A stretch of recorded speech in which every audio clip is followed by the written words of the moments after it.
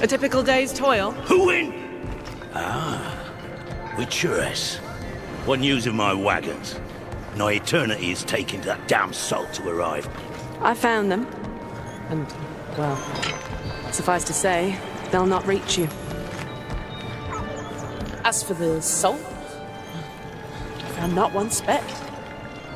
I presume this comes as no surprise to you. Now. Kavir's smuggling trade is of no concern to me. Shush. The manticore that flattened your cart and devoured your men? Quite the opposite. Manticore? No, them winged hellspawn dwell in the arse end of Creighton. Not here.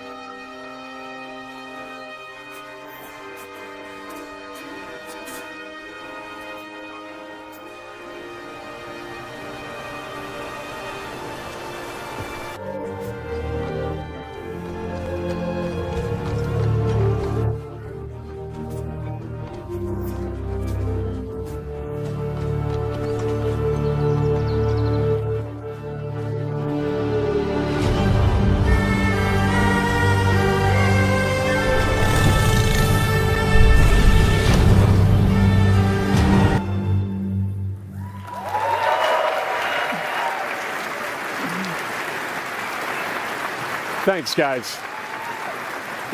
Seriously, it looks amazing. And we've also barely scratched the surface of what's coming in Unreal 5.6. So here's Julien to tell you even more. Thank you very much. Thank you so much.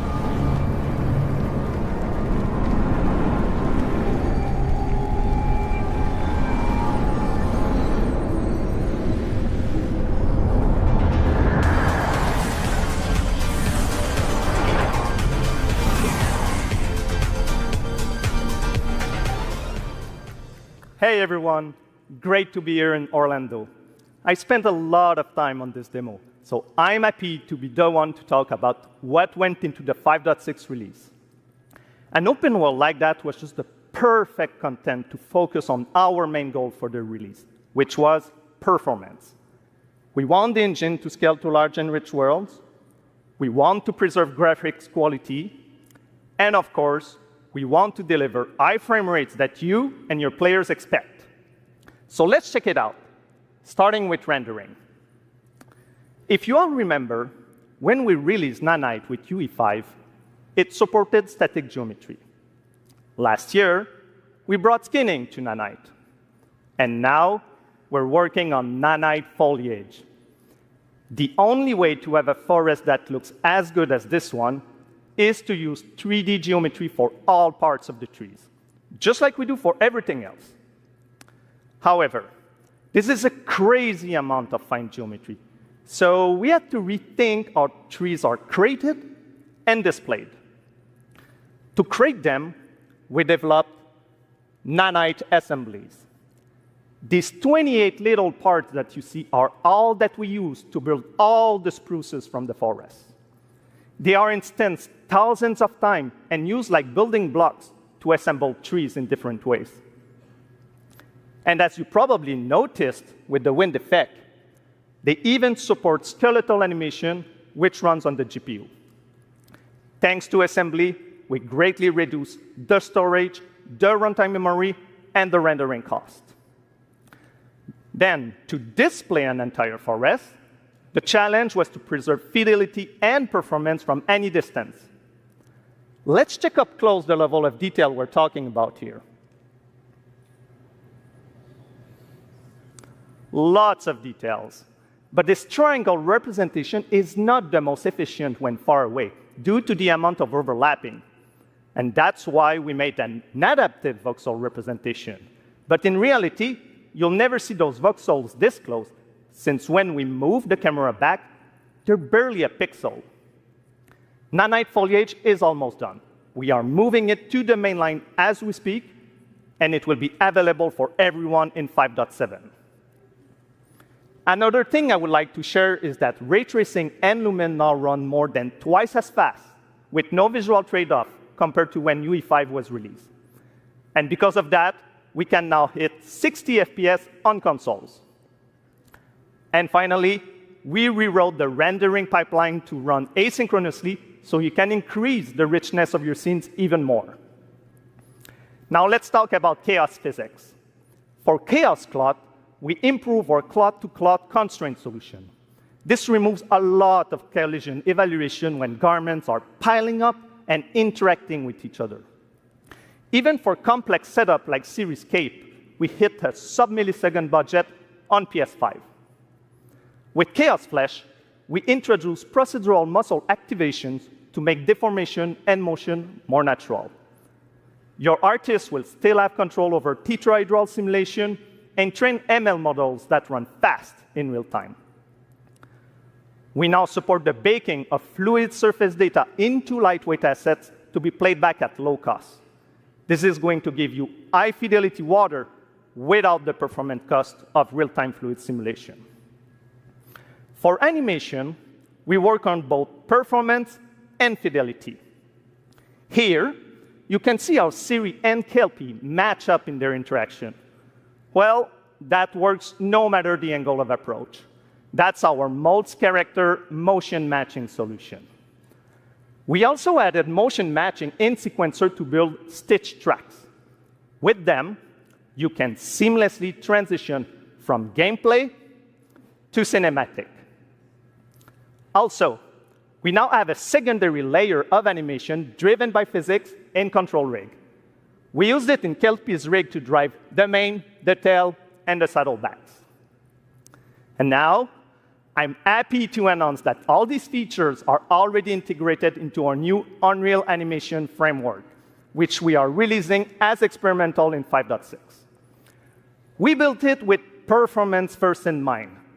Animation evaluation are now running in parallel off the game thread, which was our bottleneck. And for the other character systems that are just as costly, like movement, avoidance, state tree behaviors, we also move them to worker threads. This is really going to help you create scenes that are crowded and lively. Streaming has always been a big deal regarding performance.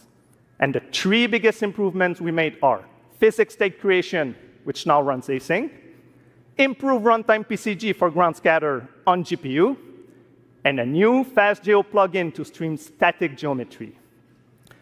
And just to take a different example, in CitySample, the streaming time was cut down by 90% while moving at high speed. We focus on a lot of areas for performance in 5.6, and mobile is no exception. We work on better defaults and scalability settings for mobile and minimize the default package size. We also improve our workflows with a UI refactor of the viewport toolbar and content browser, an on-device iteration workflow, and a mobile preview solution. So there you go. Unreal Engine 5.6 is all about performance, and it's available today.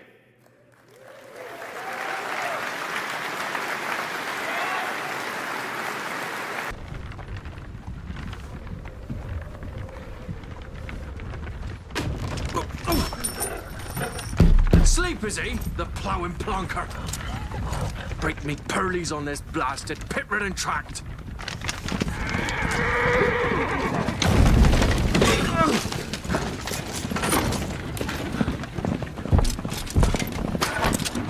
Where's Fear not dry room? Aye, the devil's out there! This running from!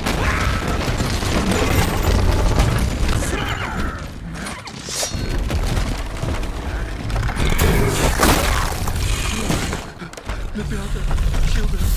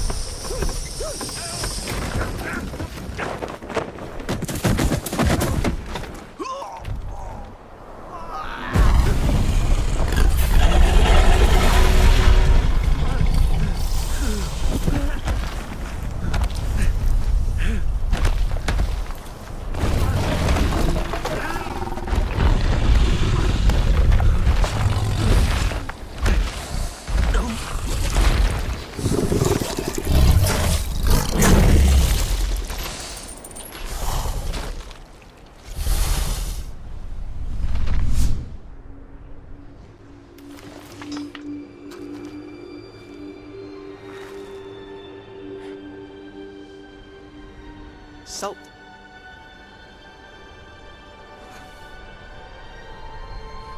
Almost had me fooled, Fruin.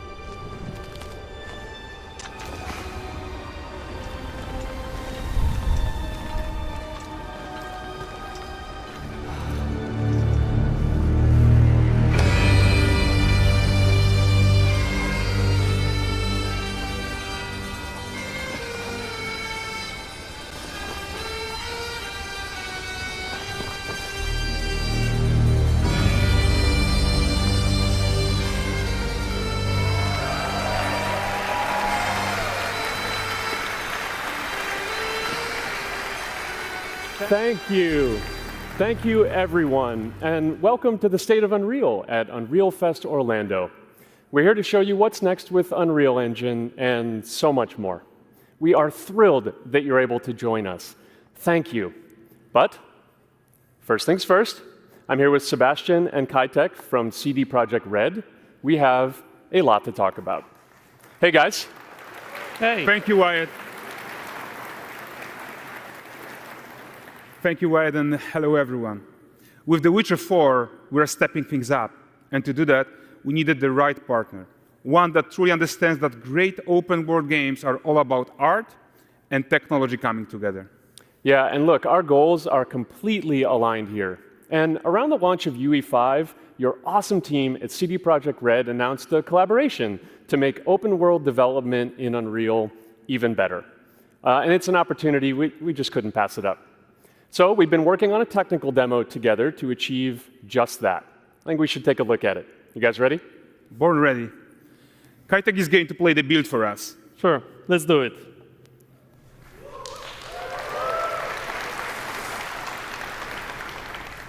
This is a technological showcase set in the world of The Witcher 4. What you just saw and are going to see now is running on a standard PlayStation 5 at 60 FPS with ray tracing. So in the game, you'll be playing as Ciri, a professional monster slayer, a witcher. She explores the world and hunts down monsters for coin. The region we are in is called Kovir, and you'll get to explore it in a game. Right now, Ciri is investigating a monster, and after gathering new clues, she is heading back to a nearby village.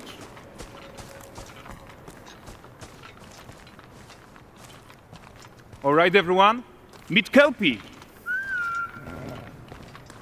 Let weeds be weeds, Kelpie. So just like Geralt had Roach, Ciri has her own loyal companion. We return to town. These two characters need to feel like one. Since you're gonna explore the world on horseback, riding needs to feel seamless, natural, and just fun. Yeah, and to support that, we're introducing multi-character motion matching in Unreal. So Ciri and Kelpie, they're perfectly synchronized when mounting from any angle and speed. And we also support root motion movement on Kelpie, so controlling her feels realistic and grounded. And there are also some really nice improvements to our Unreal Chaos Flesh Solver and these machine-learned deformations. So you've got realistic muscles moving and stretching under Kelpie's skin without compromising the performance there.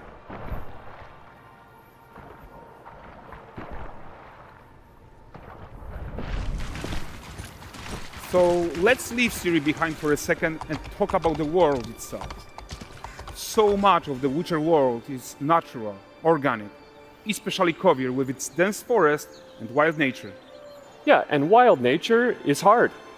And with nanite geometry, we've freed artists from so many of their old constraints. But we don't want to rest until everything we do in Unreal has that same spirit of freedom. There's always more work to do. And foliage is a huge piece of that puzzle. So we are excited to introduce nanite foliage. And in order to achieve gorgeous foliage density everywhere, while still being memory efficient, fast to render, we believe that a new idea was needed.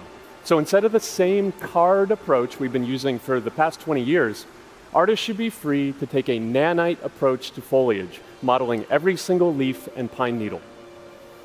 And the old LOD tricks of the past, they needed a complete rethink. And in their place, it's a new adaptive voxel representation in nanite. It's volumetric, it's fully 3D, it is super fast to render. And these dense clusters of triangles turn into these cubes, which at a distance, they're no larger than a pixel, and they react to the changing light of our dynamic sun and our shadows, and they allow artists to render whatever amount of foliage is needed to achieve their vision without compromise. And no compromise means how ambitious we are when it comes to bringing our vision to life with incredible visuals. But more than that, together with Epic, we created faster way to load the world. We can now bring in more content more quickly for the smoothest possible experience as we fly down to catch up with Ciri.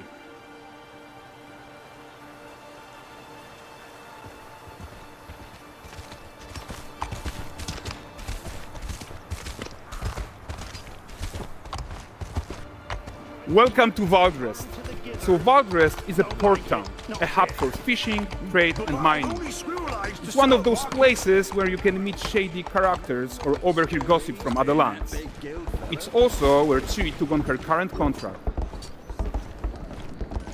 Kaitek, let's leave Kelpie here and explore the marketplace and food. And the missus? I'm so excited we can finally show you some of this stuff. Let's see what Valdres has to offer. Not her again. Not even at the Land Exeter Fair! Now, 9 gazes while I present him with a fish. For the furry rascal will often wink, and a bear's weight grants good fortune.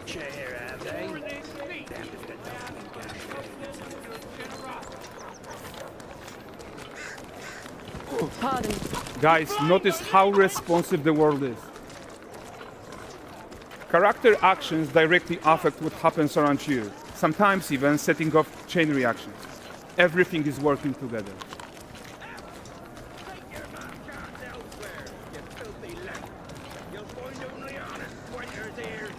Oh, look at this poor gentleman being taught how to fly by an angry innkeeper. That's what happens when you cheat at Gwent. Last of it, is it? Silver, round ones, what jingle in my purse.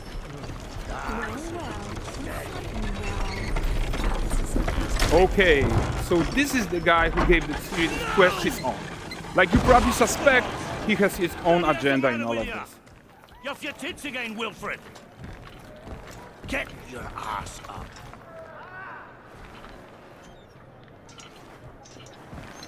A typical day's toil. Who in? Witcheress. What news of my wagons? No eternity is taking that damn salt to arrive. I found them. And, well, suffice to say, they'll not reach you. As for the salt, I found not one speck. I presume this comes as no surprise to you. Now. Kuvir's smuggling trade is of no concern to me. Shush, shush, shush. The manticore that flattened your cart and devoured your men. Quite the opposite. Manticore? No, them winged hellspawn dwell in the arse end of Creighton. Not here. While Siri decides what to do about that merchant, let's take a look at the character technology that powers this marketplace. Why don't we listen in on these fishmongers? They're selling their wares, chatting up customers. Morning, catch fishes. Won't find none fresher. Reckon you ladies after one of Course. Get this cleaned and gutted for you. You mind, dearest? Interesting, something more. Got mackerel, cod, all Braxton's finest. And there is tons of tech at play here, even in this simple market stall. Metahuman tools, improved Unreal smart objects, chaos cloth, and more. Yeah, and all of this exists to make sure that the gap in quality between Ciri and NPCs is as small as possible. Yeah, and closing that gap, it's not just about fidelity, right, but also authenticity. They should react to changes in the world around them. But the prisoner in Pillory isn't exciting enough for Valdres. Let's grab everyone's attention with a circus.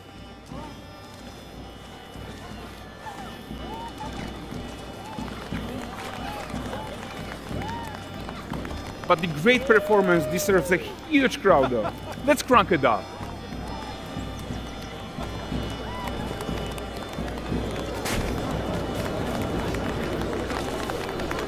So you are seeing tons of optimizations here to many of Unreal systems, including an entirely new Unreal animation framework, allowing us to fit easily in our 60 FPS budget, not just in rendering, but also with room to spare on the game thread. Over 300 animated skeletal mesh agents all going about their business.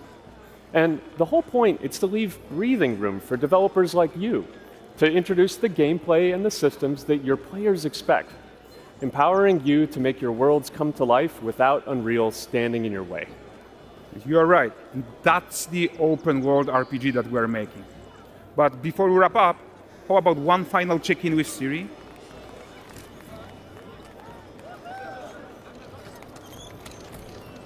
We are making this game to be the most immersive and ambitious open world Witcher game ever. And we are making this a reality thanks to our work on Unreal with the team at Epic. I think what we are doing together is going to bring in a new generation of open world RPGs, and I'm so proud of what we accomplished so far. We are too. So we're almost done, but before we go, here's a small gift for all Witcher fans. A first look at Lanexeter.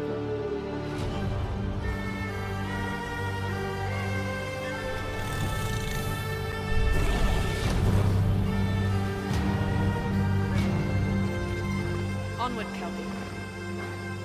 We've worked.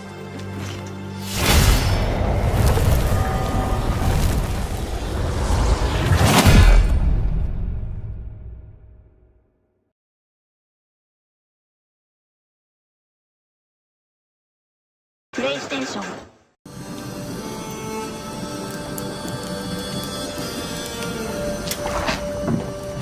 Dearest daughter, I've watched ye grow from a devilishly curious child into a remarkable young lass with much grace, wisdom, and kindness. Take the easy times what shape us, nay. 'Tis how we rise to face the hard times what does that for us. Ye've an heart of gold. Ye've the spirit to overcome adversities aplenty. Darling, sweeten. Today's the day ye fill out your destiny.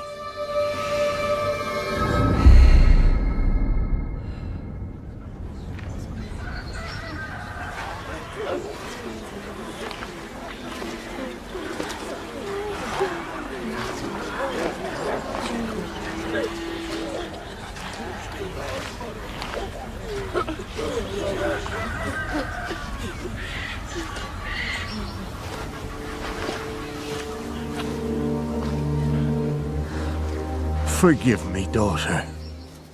'Twere my only choice. I shall be the bringer of salvation.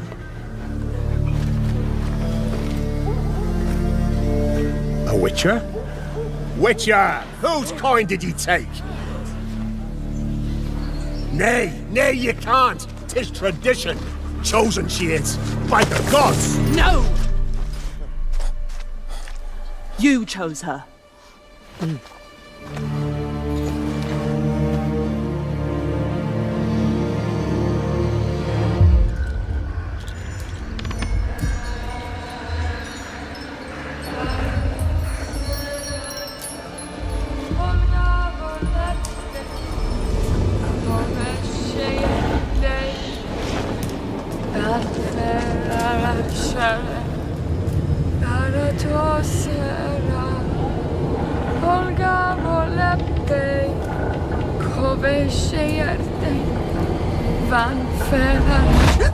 Back to the village. Go, now. Nay! I must save them! Save the village! Save yourself!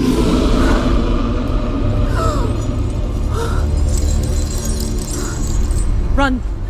To shelter! To your father! Run!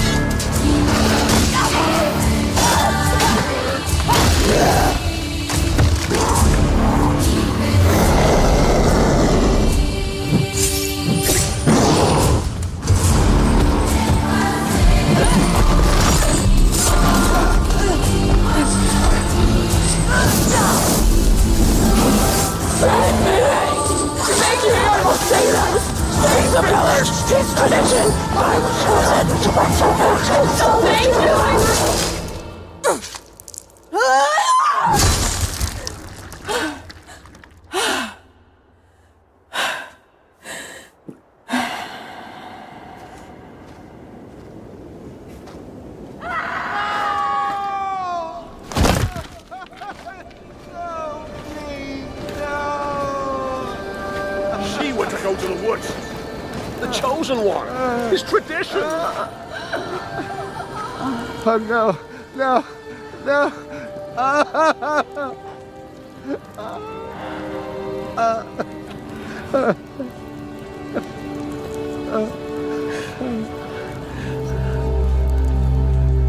It's all we wanted. For her to go to the woods. To go to the gods. Gods? There are no gods here. There are only monsters. The continent is changing. The monsters are growing bolder, and the next chapter of the Witcher saga is finally taking shape. Only this time, the story isn't Geralt's, it's Ciri's.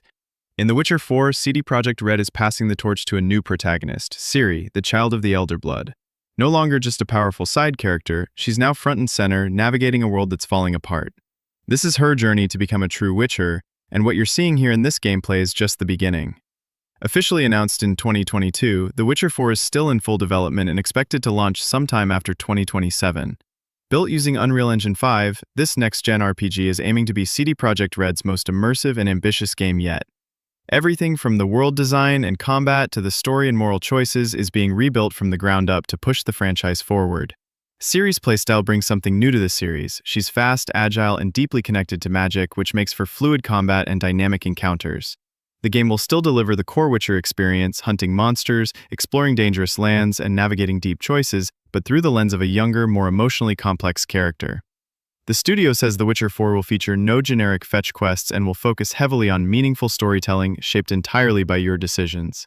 Ciri's choices, and yours, will have real consequences on the world and who she becomes. We also get to explore brand new regions like the town of Valdrest and the forest-filled lands of Kovir, where every small action has a reaction. Whether it's villagers eyeing you with suspicion or an old ritual gone wrong, the world feels alive and more dangerous than ever. So as you watch this gameplay unfold, remember, this isn't just a new Witcher game, it's the start of a whole new saga where the stakes are high and destiny is no longer written, it's forged by your hands.